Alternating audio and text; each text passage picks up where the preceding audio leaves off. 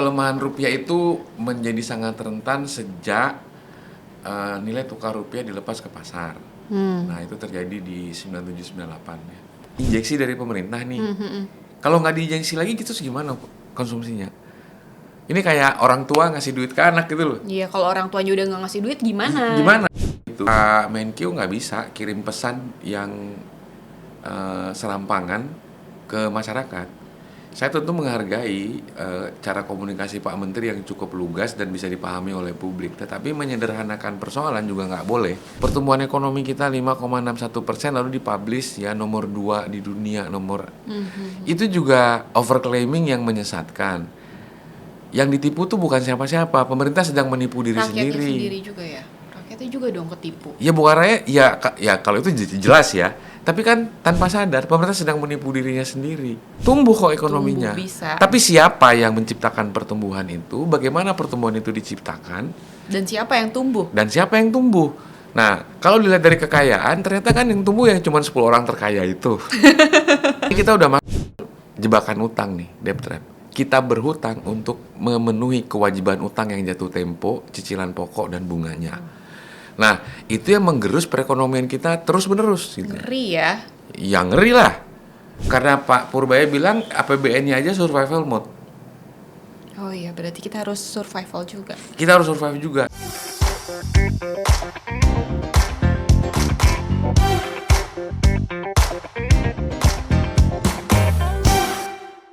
Assalamualaikum warahmatullahi wabarakatuh. Jumpa lagi di podcast jurnalistik bersama saya Dila Hantika. Kawan, inilah seperti yang kita ketahui kemarin hari Selasa ya, kita sama-sama tahu bahwa rupiah semakin melemah, begitu juga dengan IHSG yang semakin anjlok. Tapi di satu sisi, pertumbuhan ekonomi kita di kuartal 1 tahun 2026 ini mengalami peningkatan. Kalau katanya Menteri Keuangan, kita keluar dari kutukan 5%. Saat ini di studio sudah bersama Bapak Kusfiardi selaku analis ekonomi politik dari co-founder Fine Institute. Apa kabar? Alhamdulillah, semoga baik-baik saja. Harus baik-baik dong. Harus kalau enggak, wah kacau ya, Pak ya. Pak, seperti yang tadi saya omong di awal nih, Pak. Kalau kita lihat dolar, nggak tahu ya, mungkin dolar ini harganya semakin meroket, artinya rupiahnya semakin melemah ini semenjak Selat Hormuz kayaknya ya Pak, atau sebenarnya jauh sebelum itu juga sebenarnya udah memang ada gejolak pelemahan ekonomi, pelemahan rupiah maksudnya. Iya, pelemahan rupiah itu menjadi sangat rentan sejak nilai tukar rupiah dilepas ke pasar. Nah, itu terjadi di 97-98 ya. Okay. Keputusan itu. Kemudian diikuti dengan kebebasan lalu lintas devisa. Jadi itu maksudnya uang dari luar Indonesia bebas masuk ke Indonesia dan bebas juga keluar ke Indonesia. Tentu ini duit legal ya, bukan duit money laundering gitu. Nah, jadi karena kita membebaskan dua hal itu, kita menjadi sangat rentan sama perubahan nilai tukarnya. Dan kita makin rentan karena banyak kebutuhan dalam negeri kita harus dipenuhi dengan mata uang dolar. Impor BBM, ya, pakai dolar. Impor bahan baku pakai dolar untuk pabrik-pabrik ya. Nah, jadi banyak kegiatan perekonomian kita juga membutuhkan dolar gitu. Nah, sehingga kemampuan kita dalam membangun perekonomian itu tidak serta-merta membuat kekuatan fondasi rupiah sebagai mata uang. Karena di dalam kita membangun ekonomi itu banyak banget yang impor gitu loh. Yeah. Jadi mesin-mesin kita impor. Jadi nggak ada transisi untuk membuat perekonomian kita itu lebih advance gitu ya. Nah, ini kita kan masih bertahan nih. Hidupnya dari mana Indonesia itu? Ya gali-gali kirim gitu loh. Terus duit, ya kan? Itu yang terjadi dengan proses ya hasil tambang.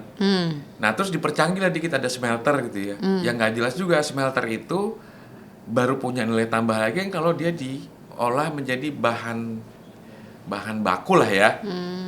Ya ini kan kalau smelter itu kira-kira gimana ya? Ini barang masuk terus dibersih-bersihin aja gitu ya, dipisah-pisahin. Oh ini yang logam nikelnya, ini bukan, ini lumpur apa gitu ya. Nah itu masih kategori yang menurut saya masih raw material gitu ya. Ya dari zaman Belanda dulu, zaman VOC dulu kita begitu. Sampai sekarang juga masih begitu. Nah kalau kita punya industrinya, industri kita disupportnya, ditopangnya dengan bahan baku impor tadi itu. Bukan hanya bahan baku ya, tapi juga mesin. Nah mesin sampai bahan baku. Nah jadi ketika kita jual ke pasar, ya US dollar kontennya tinggi banget. Jadi kandungan dolar Amerika tinggi banget gitu. Jadi makanya kita sangat rentan. Tapi Pak, kemarin juga saya baca tulisan Bapak yang bilang dolarnya rupiah melemah, IHSG kita juga anjlok. Itu Ya. kenapa bisa langsung berbarengan gitu ya? Tapi kita harus bilang masih ada positifnya. Positifnya apa? Ekonomi kita tumbuh kan. Kalau kata Iya. Pak Purbaya kita udah keluar dari 5% loh Pak. Jadi Nah. 5,61%. Itu benar nggak tuh angkanya tuh? Angka itu mungkin benar. Nah, tetapi kenapa responnya tidak seperti yang kita harapkan? Ya. Nah, karena di dalam pertumbuhan itu disumbangkan sama belanja pemerintah. Nah, belanja pemerintah ini kan belanja konsumsi ya, di Iya. perlindungan sosial, bantuan sosial, ya. Lalu muncullah di situ ada BLT, ada PKH sampai MBG. Yang terbesar jumlahnya kan MBG. Problemnya itu kan nggak ada economic generatingnya, nggak ada income generating, jadi nggak bisa menumbuhkan pendapatan baru. Dia segitu-segitu aja. Produksi pangan kita kan segitu-segitu aja. Shortage-nya masih segitu-gitu aja. Nah, ada yang menarik ini. Ketika kemudian konsumsi bahan pangannya naik, itu kan pemerintah nggak meng-capture ya inflasi bahan pangan kita berapa. Padahal kepala BGN bilang tuh, satu hari menu MBG edisi spesial ulang tahunnya Pak Presiden, menu telur ceplok berhasil menaikkan harga telur Rp3.000 per kilogram. Pak Presiden tertawa bersama dengan kepala BGN. Tapi ibu-ibu atau masyarakat yang beli telur tahu harga telur naik 3.000 perak per kilo, nggak happy dong. Nggak. Ya, Malah makin pusing. Aduh, telur aja naik, mau makan apa gitu. itu. Jadi ada proses yang menurut saya nggak match gitu ya, antara niat baik pemerintah di satu sisi dengan tata kelola dan deliverynya di lapangan gitu ya. Nah, problem ini. Dan yang kedua, tentu orang khawatir kalau ini pemerintah nggak bisa menggenjot produktivitas ekonomi, penerimaannya dari mana? Ya, itu. Kan penerimaan pemerintah itu dari pajak. Nah, kalau penerimaan pajaknya tidak bertambah, bagaimana dia memenuhi kewajiban-kewajibannya? Ini ada kewajiban pembayaran bunga utang pemerintah dalam dan luar negeri, kewajiban mengembalikan cicilan pokok, ya, utang dalam dan luar negeri. Nah, kalau ini terancam, ya resikonya nggak bagus dong buat mereka-mereka ini gitu. Nah, sehingga ketika mereka beranggapan situasinya menjadi sangat tidak menentu buat mereka, jadi mereka memilih untuk off dulu gitu. Kalau bahasanya anak-anak kemarin tuh kabur aja dulu gitu ya. Ya nanti kalau udah bagus masuk lagi Masuk gitu. lagi. Nah, ketika mereka kabur aja dulu itu, nah ini yang tadi saya sebut tadi. Orang yang tadinya bawa masuk dolar atau mata uang asing ke Indonesia, tapi ditaruhnya di pasar modal untuk investasi di portofolio, Iya. investasi saham. Nah, pada saat itu mungkin pasar sahamnya bagus, indeksnya jadi bagus, harga-harga sahamnya bagus karena ada pembeli baru kan masuk. Nah, ketika situasi seperti ini, artinya apa? Ternyata pasar modal kita sudah didominasi oleh dana asing kan? Kenapa? Dalam situasi yang tidak penuh ketidakpastian, pasar saham kita mengalami penurunan dan diikuti dengan capital outflow ya, mengalirnya uang keluar, dan itu dibuktikan dengan melemahnya kurs kita gitu ya, nilai tukar kita.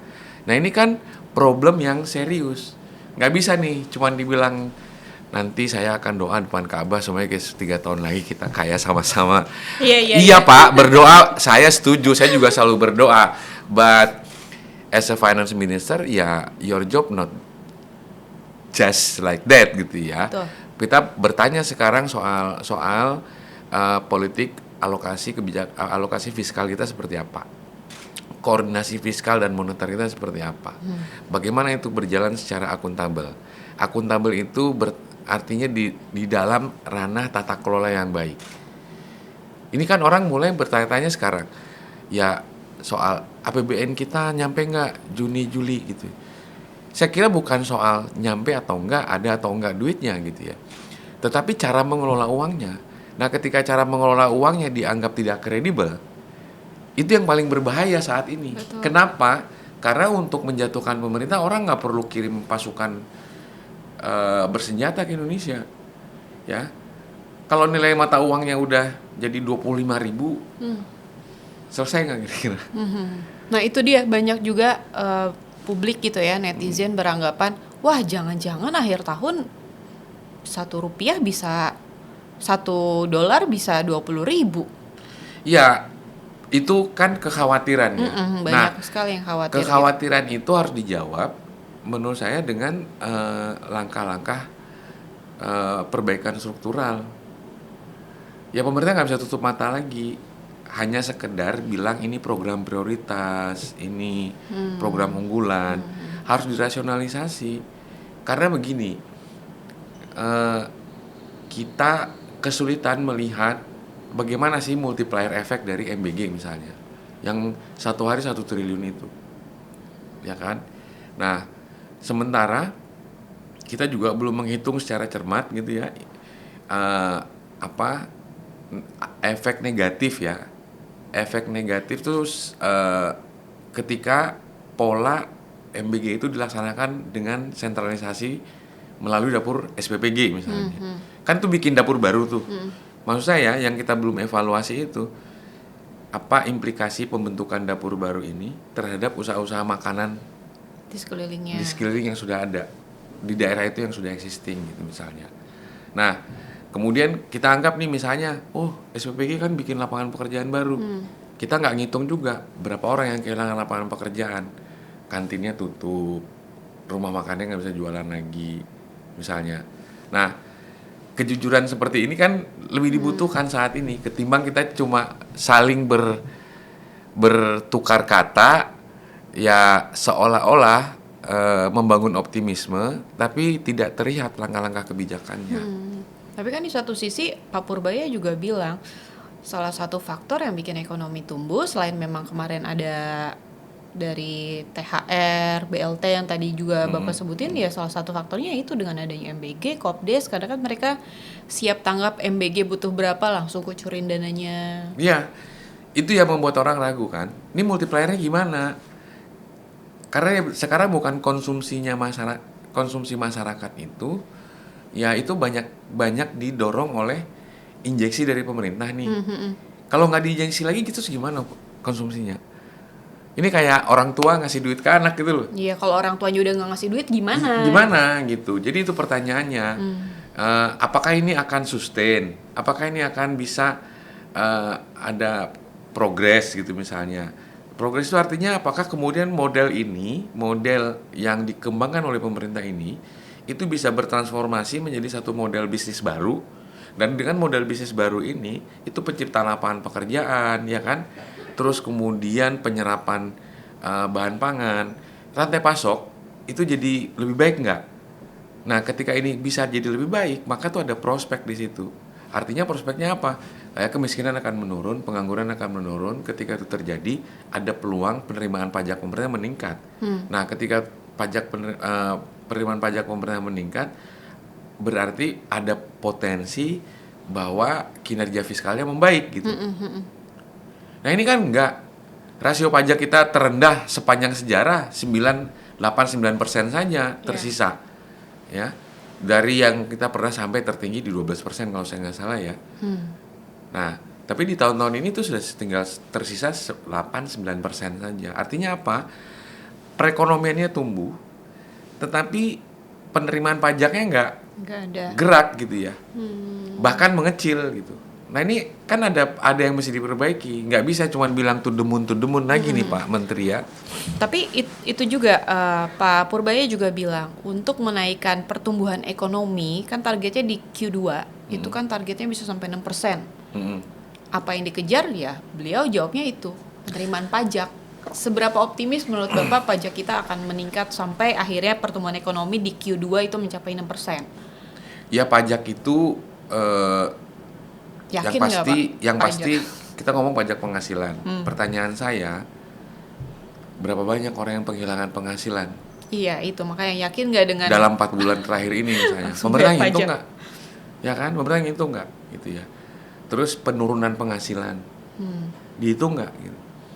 Nah jadi Pak Menkyu nggak bisa kirim pesan yang serampangan ke masyarakat. Saya tentu menghargai cara komunikasi Pak Menteri yang cukup lugas dan bisa dipahami oleh publik. Tetapi menyederhanakan persoalan juga nggak boleh. Nah, harus lebih realistis. Nah, oleh karena itu menurut saya optimisme yang selama ini disampaikan oleh Pak Menteri itu kan kepentok sendiri ya. Ya ini saham nanti akan to the moon. Ya to the moon-nya di itu dasar danau gitu ya. Jadi bukan di atasnya gitu, tapi bayang-bayang di atas air danaunya gitu. Artinya keprosok jauh gitu. Rupiah juga begitu. Nah, artinya apa? Pak Menteri ini perlulah ya untuk menempatkan dirinya pada porsinya. Ya. Nah, menurut saya porsi yang benar itu sebagai otoritas fiskal ya bicara saja soal fiskal. Nah, untuk mengkonsolidasikan sektor keuangan dan juga moneter, dia bisa bicara dalam forum yang namanya KSSK. Jadi orang nggak tumpang tindih ngelihatnya. Nah, sehingga pesannya juga clear gitu. Ya berdasarkan hasil rapat KSSK, kami melihat kondisinya begini-begini. Jika Menteri Keuangan kita, Pak Menteri ngomong seperti itu lebih kredibel. Jangan tiba-tiba ngomong pasar saham saat di doorstop habis peresmian habis peresmian acara apa gitu ya. Itu nggak pas gitu ya menurut saya. Ya, jadi nggak bisa semua atas nama Menteri Keuangan, karena itu pesannya jadi keliru. Kalau kemudian Menteri Keuangan bilang itu nanti rupiah biar urusannya BI, ya nggak begitu juga. Ya kan Pak Purbaya selalu bilang itu bukan ranah saya, itu nanti Kan urusannya sebelumnya itu karena Pak Purbayanya bilang ya rupiah aman lah kata dia kan, tapi itu kan domainnya BI sebagai otoritas moneter. Nah, tapi lempar-lemparan seperti itu menurut saya menjadi tidak baik pesannya ke pasar gitu ya. Mungkin masyarakat akan senang gitu ya, ada kontroversi. Tapi yang harus disadari adalah ketika pesan itu sampai ke pelaku pasar, ini mereka bisa ngobrol satu meja nggak? Itu yang paling berbahaya. Kekhawatiran yang tidak bisa ditemukan jawabannya secara langsung oleh mereka, itu yang memicu spekulasi. Itu yang memicu, ya udah gue cari aman dulu, kabur dulu aja deh gitu. Nah, sekarang ke depan kredibilitas yang mesti ditunjukkan itu adalah ya bekerja pada porsinya. Jadi Pak Menteri tolong posisikan kapan bicara sebagai ketua KSSK, kapan bicara sebagai otoritas moneter gitu ya. Nah, kemudian begitu juga dengan Bank Sentral dan juga otoritas jasa keuangan. Nah, tanpa ada perbaikan di pola komunikasi seperti ini kita nggak akan sulit ketolong gitu ya. Ini kan mau menenangkan pasar ya. Nah, kalau mau menenangkan pasar itu nggak bisa dengan aman kok semua aman, nggak bisa. Iya. Gesturnya harus ditunjukin. Benar. Ya masa kita bilang saya sama kamu nggak ada masalah kok. Tapi sambil buang muka kan nggak mungkin. Iya, paham. Ya kan? Jadi jangan dibohongi lah ya publik dengan Publik kondisi. itu pengen honest ya. Benar. Pengen yang jujur gitu. Jadi kalau kemarin kita sempat lihat gitu ya, Pak Menteri SDM kita ya, atau yang lain lah menyoal, ini gimana sih orang Indonesia, negara lain BBM-nya naik, Indonesia nggak naik, terus malah disalahin gitu, terus malah pengennya naik gitu. Sebenarnya bukan naik, itu, iya, betul. bukan pengen naik, Bukan pengen naik. tapi pertanyaannya ini kenapa kita bisa nggak naik? Kalau kita nggak naik, terus seberapa besar resikonya? Betul. Karena yang lain-lain udah naik. Udah naik. Jangan sampai nanti Tiba-tiba kita nanti happy-happy. jebuk. Iya, rakyatnya paling menderita. Mendadak gitu ya. Iya, kan? itu yang kita nggak mau. Jadi ya itu. Nah, kembali lagi tadi ya. Ini kondisi kita hari ini. Maka peran pemerintah yang sangat diharapkan itu sebenarnya bukan dikonsumsi dibentuk belanja yang bentuknya konsumsi, tapi mengaktifasi sektor-sektor produktif sebenarnya. Jadi pabrik-pabrik yang kemarin ditinggalin oleh ownernya ya, yang bisa merekrut banyak sekali tenaga kerja itu dengan produk sepatu, alas kaki, tekstil gitu ya. Nah, itu kan sesuatu yang produktif gitu ya, dan terukur gitu ya. Nah, manfaatnya. Dan kalau itu dikerjakan dan itu disinkronkan dengan upaya untuk menurunkan angka kemiskinan misalnya, ya maka sebenarnya kan kita bisa switch ya, belanja pemerintah untuk perlindungan sosial yang sebenarnya sama aja dengan bakar duit itu. Kalau di startup tuh bakar duit kan. Nah ini pemerintah punya juga ya, lewat perinsos itu tuh bakar duit tuh, nggak ngarep duitnya balik lah udah itu. Nah itu kan bisa pelan-pelan di switch ya. Nah kalau itu di switch, orang miskinnya berkurang, ya kan, penganggurannya berkurang, terus kemudian belanjanya membaik gitu ya, penerimaan pajaknya misal lebih stabil, rasio pajaknya juga bisa benar gitu ya, bisa lebih proporsional dengan pertumbuhan ekonominya gitu. Nah kita kredibel gitu ya. Kalau mau negosiasi atau kalau kita mau memberaukan kebijakan-kebijakan baru tuh lebih confident. Kalau sekarang serba nggak confident kita. Ya. Nah, belajar dari negara yang sangat tertekan. Kalau Cina sudah terlalu lama ya. Iran tuh nilai mata uangnya emang lemah, tapi dia bisa menghandle ya problem di dalam negerinya dengan baik. Lapangan pekerjaan, ya, kemudian bahan pokok, subsidi energinya gitu ya. Nah, mereka punya formulasi kebijakan.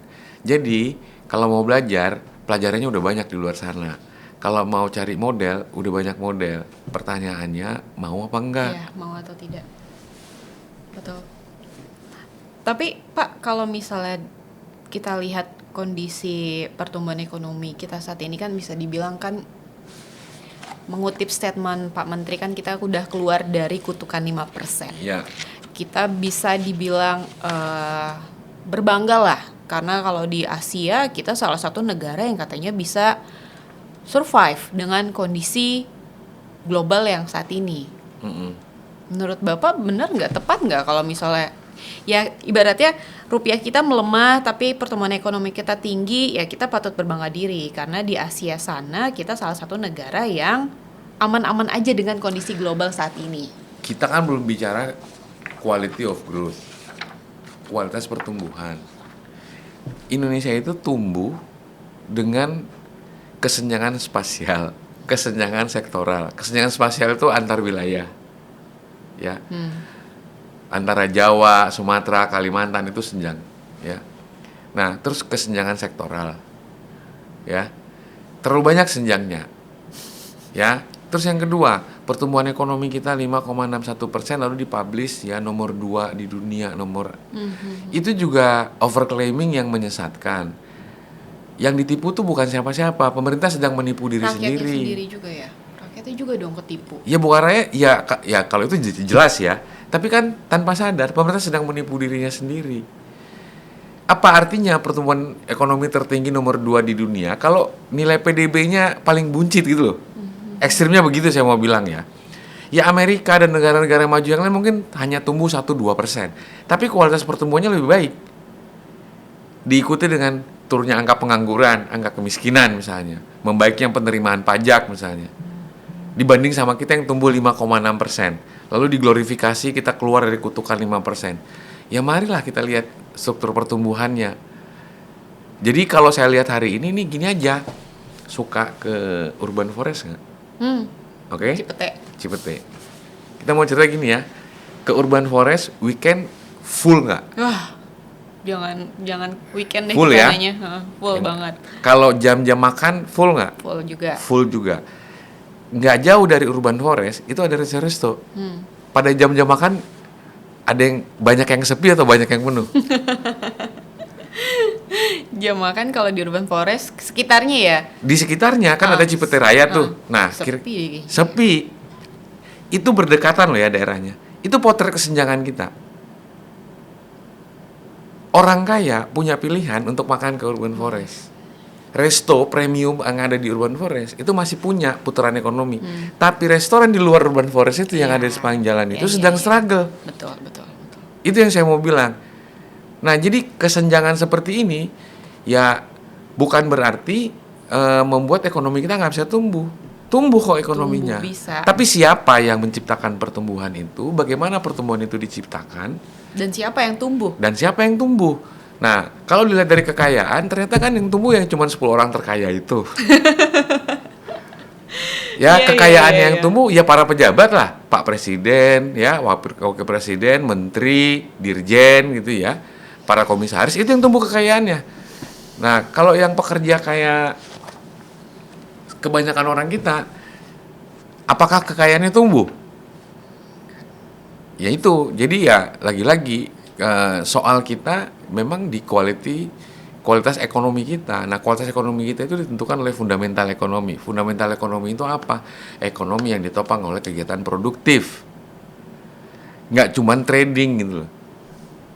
Hari ini sayangnya di sektor paling bawah itu yang informal, itu kita udah nggak punya barang lokal kan. Pergi ke angkringan itu kan frozen food. Ya kan? Dan itu udah impor semua. Bukan produk dalam negeri loh. Kalaupun produk dalam negeri, tapi diproduksi oleh perusahaan asing. Padahal katanya kita mau stop impor ya. Nah, ya ini mendefinisikan swasembada beras aja nggak bisa. Gimana coba? Kita udah nggak pernah impor beras lagi, kecuali beras premium. Gimana sih memahami itu? Kita tidak impor beras lagi, kita udah swasembada beras, tapi kita hanya impor beras premium. Itu menurut saya tuh agak nggak jelas itu pernyataan Pak Menteri kayak begitu itu. Nah, jadi kekacauan seperti ini mesti diberesin memang menurut saya. Karena jadi isunya tuh nggak cuma fiskal moneter, tapi juga sektor-sektor yang strategis, terutama pangan, kemudian energi. Nah, itu butuh dikonsolidasikan. Nah, hari ini belum terlihat orkestrasi dari sektor-sektor strategis itu oleh otoritas kebijakan kita. Nah, terutama ya direction ya dari Pak Presiden nih melihat situasi yang ada saat ini. Nah, namun di dalamnya itu kan ada Menteri Keuangan, ada Menko gitu ya. Harusnya menurut saya ini pun sudah bisa merumuskan ya langkah-langkah mitigasi lah dengan beberapa fenomena selama ya sejak pengumuman pertumbuhan ekonomi 5,61% itu rupiah dihajar, pasar modal dihajar, nggak kapok Pak Menteri ya. Untuk kan mau berdoa dulu Pak. Nah, sementara berdoa rupiah keburu 20.000 Pak. Nah, jangan sampai. Jangan sampai deh Pak. Tapi kan tadi Pak Purbaya juga bilang berencana untuk menutup defisit APBN kan ngejar pajak ya Pak ya. Ngejar setoran pajak. Itu tadi kan tepat atau enggak kan kalau kata Bapak kita lihat dulu pekerjanya sekarang banyak pekerja atau enggak atau justru sebaliknya. Nah, tepat juga enggak sih kalau kita berutang lagi untuk menutup defisit kita yang 240 T itu? Nah, ini salah satu yang membuat dunia internasional itu khawatir. Jadi posisi kita itu untuk bayar bunga utang saja itu dari utang baru. Oh, oke. Jadi gali lubang tutup lubang. Sudah sangat parah. Jadi untuk bayar bunga utangnya saja kita sudah bikin utang baru. Jadi surat utang baru yang dijual oleh pemerintah sebagian itu digunakan untuk bayar utang. Jadi udah nggak produktif nih utangnya jadinya. Harusnya berutang itu kan produktif ya. Nah, ini kita udah masuk dalam jebakan utang nih, debt trap. Kita berhutang untuk memenuhi kewajiban utang yang jatuh tempo, cicilan pokok dan bunganya. Nah, itu yang menggerus perekonomian kita terus-menerus gitu. Ngeri ya. Ya ngeri lah. Ya, tapi kan pemerintah selalu bilang, "Oh, utang kita aman kok." Masih ya 30%. Iya, Pak Purbaya juga selalu bilang kita masih punya nilai sal. Ya, nilai sal. Tetapi faktanya kalau kita lihat di APBN kita itu kalau pemerintah gabungin, itu pemerintah kan hanya mencantumkan pembayaran bunga utang dalam negeri dan luar negeri. Sementara untuk pembayaran pokoknya ditaruh di paling bawah di pembiayaan, yang orang nggak tahu kalau itu duit yang keluar gitu ya. Kan itu belanja itu gitu ya, tapi disebutnya pembiayaan istilahnya. Jadi kalau kita gabungkan pembayaran bunga utang kita dengan pembayaran cicilan pokok utang kita, jumlahnya itu sudah hampir melampaui setengah dari penerimaan pajak kita. Wow. Jadi kalau terus-terusan ngomong utang kita, rasio utang kita terhadap PDB aman-aman saja, Pak Menteri Keuangan, kita bayar utang kan tidak dengan PDB. Kita bayar utang kan dengan uang dari APBN. Jadi ngapain mengukur keamanan utang kita dengan PDB? Rasio utang kita terhadap PDB juga rendah. Rasio penerimaan pajak kita terhadap PDB juga rendah. Walaupun rasionya dianggap masih aman di 30-40% gitu ya. Nah, dibandingkan dengan tax ratio cuman 8-9%, selisihnya kan jauh sekali. Anggaplah 9%, lalu kemudian rasio utangnya di 30%. Berarti ada selisih berapa? 21% dari tax rasionya. Masih dibilang aman-aman aja. Berarti nggak tepat tuh kalau misalnya harus berutang lagi. Ya, makanya pemerintah harus melakukan evaluasi yang mendasar ya. Jadi kemampuan fiskal kita itu harus dilihat secara lebih objektif. Kemudian pilihan belanja fiskal kita juga harus lebih selektif untuk memberikan multiplier supaya setiap yang dibelanjakan oleh pemerintah itu terukur manfaat ekonominya, penciptaan lapangan pekerjaannya, penyerapan hasil produksi dalam negeri terutama. Nah, peningkatan produksi dalam negeri misalnya. Jangan cuma hanya seremoni ya, panen raya terus tiba-tiba umumkan panen kita meningkat, kita swasembada. Nggak begitu, tapi ada sesuatu yang terukur dan bisa terlihat gitu ya. Pak Purbaya juga berencana kan Pak di bulan Juni nanti mau mengeluarkan Pandabon menggunakan mata uang yuan. Itu tujuannya sebenarnya apa sih dan tepat nggak kalau menurut Bapak melakukan itu? Itu nambah utang kan intinya. Nah, ini kan utang kita aja udah numpuk nih. Ini kalkulasi udah sampai di 10.000 triliun lah. Wow. Itu berapa kali APBN kita? APBN itu cuma 3.000-an triliun ya. Berarti utang kita itu sudah 3 kali APBN kita kan. Jumlah utang kita. Lu berani bikin utang 3 kali lebih besar dari gaji lu? Bunuh diri sih. Iya kan? Bunuh diri kan? Jadi kita nggak usah lihat yang aneh-aneh deh gitu ya. Nah, makanya pilihannya kenapa terus utang gitu ya? Kenapa nggak ada pikiran yang lain gitu ya? Untuk kemudian bisa mengenerate perekonomian kita bisa lebih baik gitu ya. Nah, di situ harusnya pemerintah bicarakan apa strategi pemerintah menghadapi ya kelompok terkaya Indonesia ini untuk perekonomian nasional kita. Apa langkah pemerintah untuk mengajak para pengusaha untuk membenahi perekonomian kita? Bukan dalam arti untuk kong kali kong gitu ya, tapi ini kan mereka memang pelaku bisnisnya. Mereka pemilik dananya nih. Ini apa nih yang kita bisa kerjakan ke depan untuk memperbaiki perekonomian kita? Nah, jika pemerintah terus-terusan, ya memang bagi pemerintah nggak ada resikonya ya. Jadi Pak Purbaya itu mau terbitin utang berapapun, nggak ada resikonya buat dia pribadi. Iya, buat pribadi nggak ada. Nah, tetapi juga tidak ada kewajiban buat dia. Nah, nanti itu akan berpindah aja ke pemerintahan berikutnya. Yang merasakan siapa? Kita, para pembayar pajak. Karena uang pajak yang kita setorkan, lalu kemudian masuk di APBN, alokasi APBN-nya tidak lagi akan ramah pada kepentingan rakyat. Tidak lagi akan patuh pada amanat konstitusi. Yang di dalamnya menyebutkan setiap warga negara berhak atas pekerjaan dan penghidupan yang layak, pelayanan umum, pelayanan kesehatan, perumahan, ya, itu kan yang harusnya wajib disediakan oleh pemerintah. Mandat konstitusi ada di Undang-Undang Dasar 45 loh itu, gitu ya. Belum lagi mencerdaskan kehidupan bangsa, ya kan? Kan goalsnya Indonesia emas ya. Nah, Indonesia Emas itu kan harusnya inline dong sama amanat konstitusi, inline juga dengan kebijakan fiskalnya gitu. Jadi ini yang mesti diperbaiki oleh pemerintah nih. Kalau pemerintah nggak mau perbaiki ini, ya udah berasik-asik saja dalam wacana sendiri. Nah, sambil menikmati menipu diri sendiri gitu loh.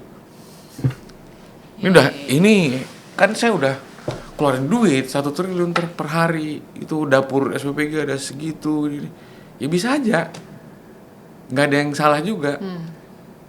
Tapi itu tidak akan memperbaiki kondisi ekonomi kita, nggak akan memperbaiki kondisi ekonomi rakyat, dan ya nggak juga akan membuat pemerintahan bisa jadi kebijakan pemerintah jadi lebih sustain gitu ya. Nah, kalau menurut Bapak, langkah yang harusnya dilakukan oleh pemerintah untuk menjaga perekonomian kita ini apa? Kayak gimana? Konkretnya? Pesan terbaik kepada masyarakat dan juga dunia internasional adalah pemerintah akan merasionalisasi kebijakan fiskal.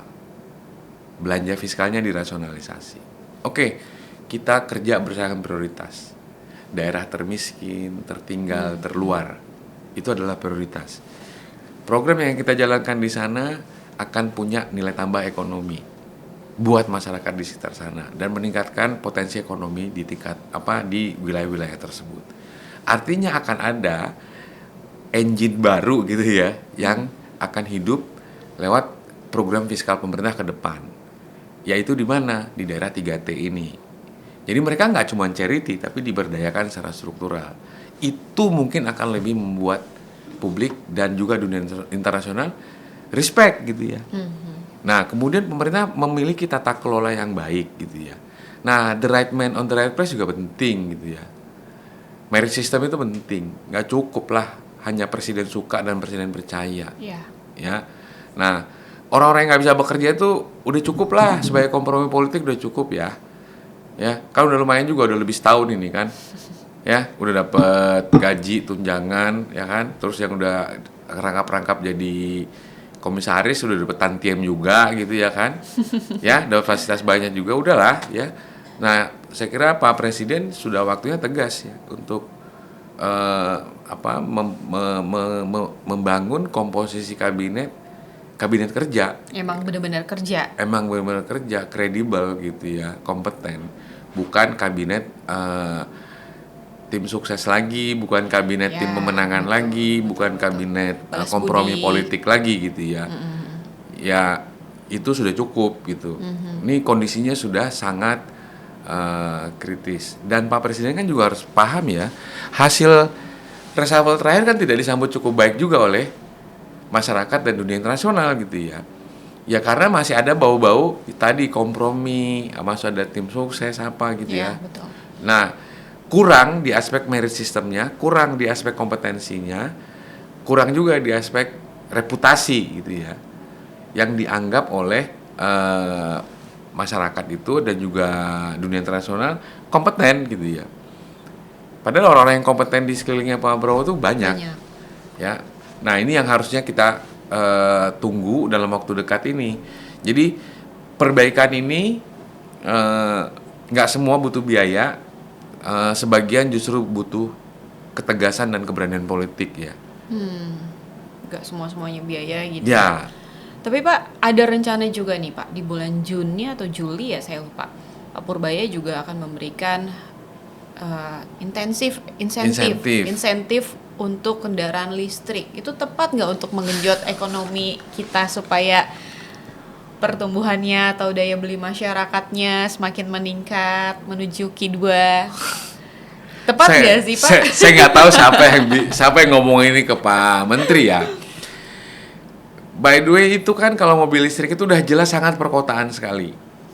Mobil listrik sangat perkotaan sekali, dan yang kedua pasti itu akan masuk kelompok ya menengah paling atas dan kelompok atas. Betul. Gitu ya. Lagi-lagi atas ya Pak ya. Lagi-lagi atas. Nah ini kan kelompok yang sebenarnya enggak perlu diurusin gitu ya. Ya. Nah saya nggak ngerti apa tujuannya pemerintah gitu ya. Nah untuk ini Pak, untuk meminimalisir konsumsi BBM. Kalau memang ingin meminimalisir konsumsi BBM, maka lebih baik dimasifkan angkutan umumnya dong, transportasi umumnya dong. Setuju saya Pak. Ya kan? Misalnya pembukaan rute baru transportasi umum misalnya, ya penambahan armada, kemudian penambahan moda ya. Ya, apakah berbasis jalan raya, berbasis rel misalnya, ya itu yang menurut saya lebih relevan. Nah ini kita kan nggak, ya pengen cepet sih soalnya ya, pengen yang cepet, lalu kemudian gini tanpa sadar itu kan sebenarnya pilihannya menjadi konsesional ya. Iya dong, kasihlah kita nih insentif pajak apa. Ya. Salah nggak kalau orang berpikir ada kickback ini pasti? Salah nggak kira-kira? Bisa jadi. Iya kan? Nggak salah kan? Sama kayak pembelian truk kemarin. Ya? Ya kan dibeli jadi gitu ya kan? Yang untung banyak. Oh ini yang beli untung banyak nih gitu kan? Kalau nggak usah kickback, dapat diskonnya udah lumayan ini. Satu mobil diskon 30% gitu karena beli banyak gitu ya. Nah yang kayak begini kalau mau dinafikan ya silakan saja gitu ya. Tapi ya tentu pesannya tidak baik gitu. Pak, kalau menurut Bapak sampai kapan Pak kira-kira rupiah kita semakin melemah terhadap dolar? Apakah ada titik cerahnya, nanti mungkin akan stabil dan ekonomi memang benar-benar tumbuh? Ya Atau ya udah kayak gini terus sih nanti dolarnya, walaupun katanya jangan gini. disamain Pak sama tahun 98. Jadi gini, ada dua hal ya yang paling krusial. Satu, nilai tukar kita kan nilai tukar bebas mengambang. Artinya tergantung jual beli. Udah kayak beras aja nih rupiah kita nih, satu. Yang kedua, devisa kita lalu lintas devisa kita bebas. Nggak ada tahanan nih. Jadi orang mau masuk kapanpun boleh, mau keluar kapanpun boleh. Kalau dengan dua ini, maka hampir sulit untuk mempertahankan nilai tukar kita bisa stabil pada level tertentu jika impor kita juga masih tinggi. Kebutuhan kita atas dolar juga masih tinggi. Ya, jika perekonomian kita masih berbasis konsumsi.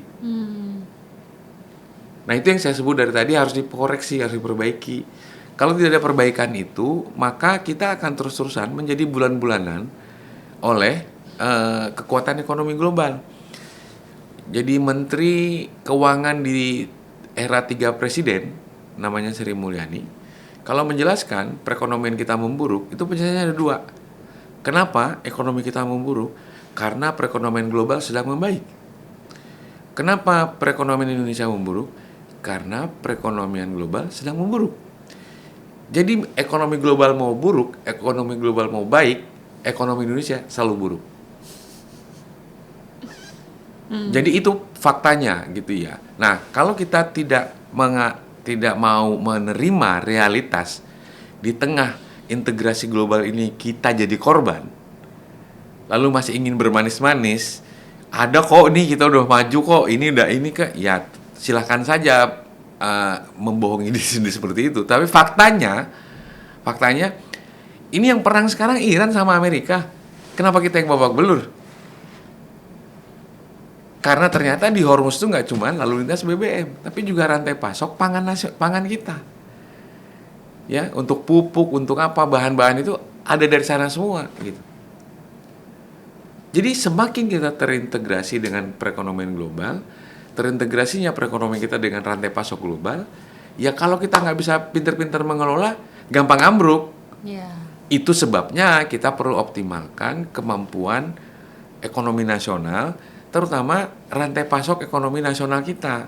Jadi ini langkah paling realistis untuk kita bisa bekerja sama secara ekonomi dengan negara-negara lain.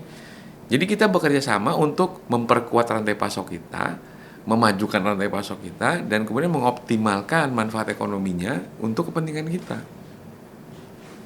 Ya, semoga ya Pak ya, nggak makin anjlok, nggak makin melemah nih rupiah, dan ya semoga sebenarnya yang diharapkan sih sebenarnya ya pertumbuhan ekonomi ini memang benar-benar dirasakan tumbuh oleh rakyat, oleh rakyat ya kelas menengah, rakyat bawah. Ya jangan yang tadi Bapak bilang, nggak usah dipikirin yang menengah atas mah, nggak usah dikasih insentif apa-apa lagi, urusan mereka mah udah Nah, udah ini kelar gitu kan. ya satu hal yang paling penting itu memang kan kelas menengah tergerus nih.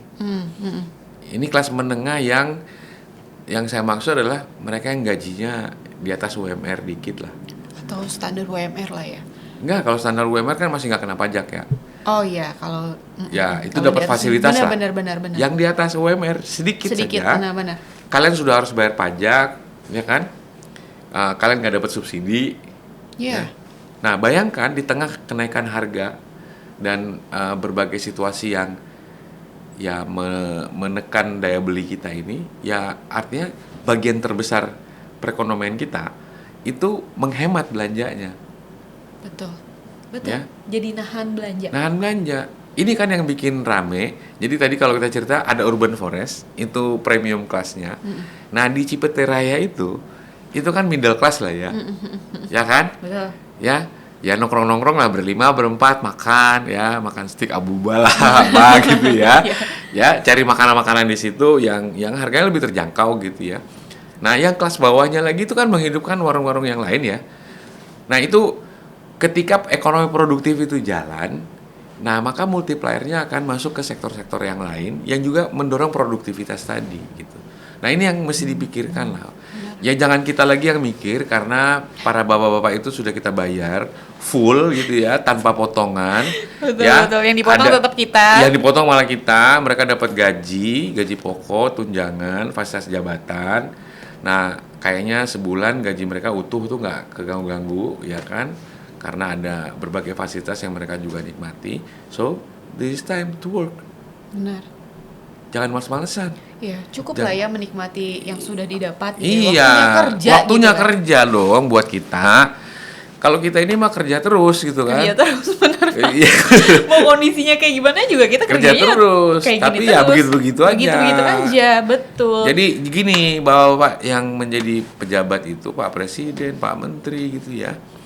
Ya be careful ya. Ini kan nggak fair ya. Perekonomian kita susah, tapi kekayaan Anda pada meningkat gitu. Wow, itu wow Ya. sekali. Ya kan? Iya. Nah, pada saat ekonomi lagi susah, pendapatan Anda bisa berlebih, rakyat mengatur gaji yang dia terima aja kesusahan gitu ya. Belum lagi kalau tiba-tiba ada PHK. Iya. Bapak-bapak di sana enak mau punya pilihan makan siang di mana, nginep di hotel yang mana. Sementara tuh anak-anak bangsa yang baru lulus masih berjibaku cari pekerjaan belum dapat. Iya, bingung loh. Nah, jadi Sekarang banyak banget lulusan sarjana S1 yang bekerjanya informal sektor. Jadi hampir tapi tidak dijadiin masalah sama Pak Purbaya karena yang penting adalah menghasilkan uang walaupun itu sektor informal. itu yang saya sayangkan dari Pak Purbaya. Saya kaget mendengar Pak Purbaya ngomong kayak gitu. Kenapa dia mensimplify persoalan menjadi seperti itu? Ya, seorang otoritas fiskal harusnya paham dan mengerti bagaimana fiskal itu bekerja ya dalam kerangka untuk melakukan perubahan struktural. Jadi nggak cuma sekedar orang bekerja dan menghasilkan uang. Kalau soal bekerja dan menghasilkan uang, ya iya. Selama ini tuh buktinya kita bekerja dan menghasilkan uang. Tapi apakah ekonomi kita jadi lebih resilient? Enggak, ternyata. Apakah ekonomi kita bisa jadi lebih mandiri? Enggak, ternyata. Apakah kemudian penciptaan lapangan pekerjaannya bisa sustain? Enggak, ternyata. Yang ada aja dipecat. Yang udah kerja aja dipecat, apalagi yang belum kerja gitu. Iya, betul. Gimana mau dapat pekerjaan gitu. Benar.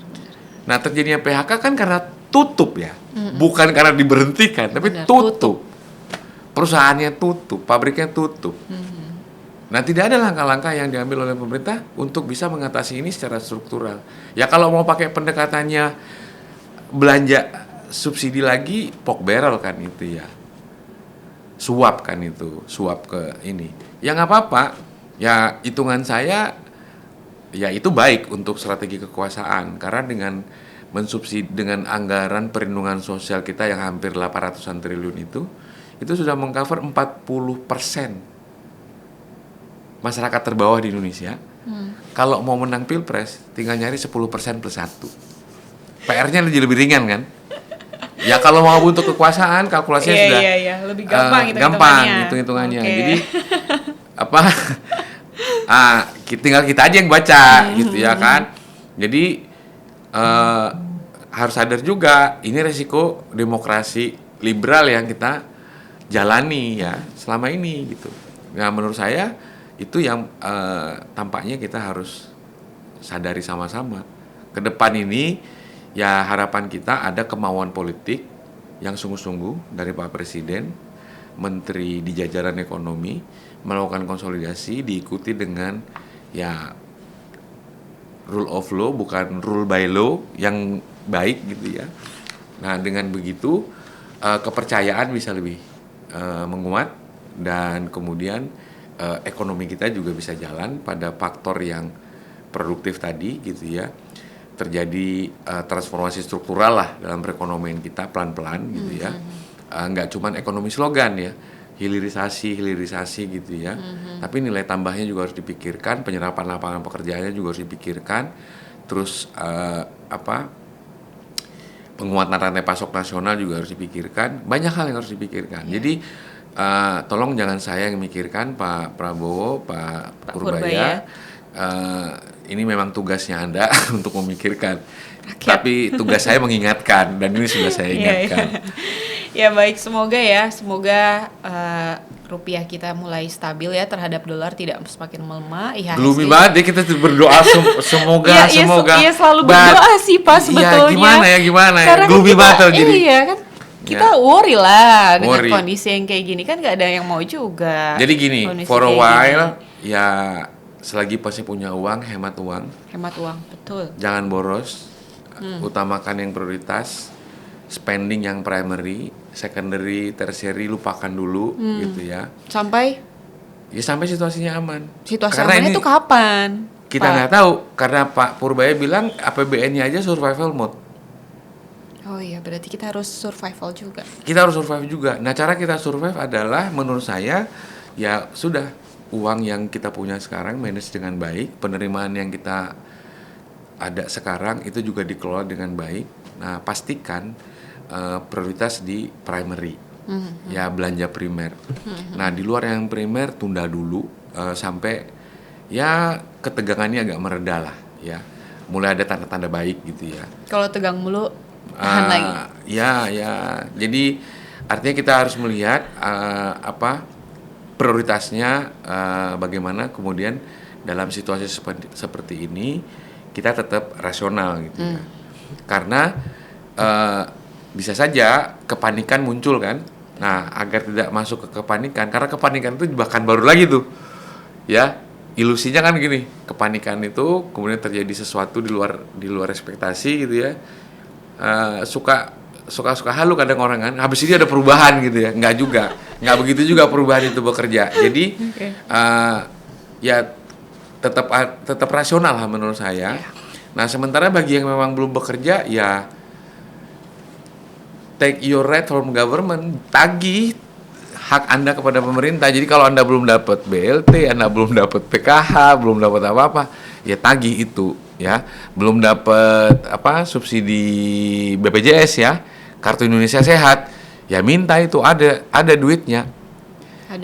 Ada anggarannya. Jadi ya menurut saya itu fair enough gitu ya. Selama kalau negara terus mau seperti ini gitu ya. Tapi catatannya yang terpenting adalah kita tidak akan pernah jadi negara besar kalau dengan kayak begini. Ngeri itu. Jangan sampai sih kayak itu ya. Ya oke, kawan, inilah itu tadi obrolan kita dengan Pak Kusviardi. Ya tadi kalau saya bilang semoga, nanti kayaknya kita gloomy banget dari tadi, kita berdoa terus.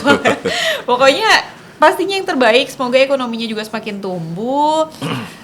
Utang Indonesia juga semoga bisa kebayar. Intinya ekonomi kita tumbuh lah. Rakyat-rakyatnya juga sejahtera. Bukan kelas atas aja yang sejahtera. Kita juga semuanya pengen sejahtera kok ya Pak ya. Oke baik, kawan, inilah itu tadi obrolan kita. Dan sampai jumpa di podcast jurnalistik selanjutnya. Saya Dila Hantika, pamit undur diri. Wassalamualaikum warahmatullahi wabarakatuh.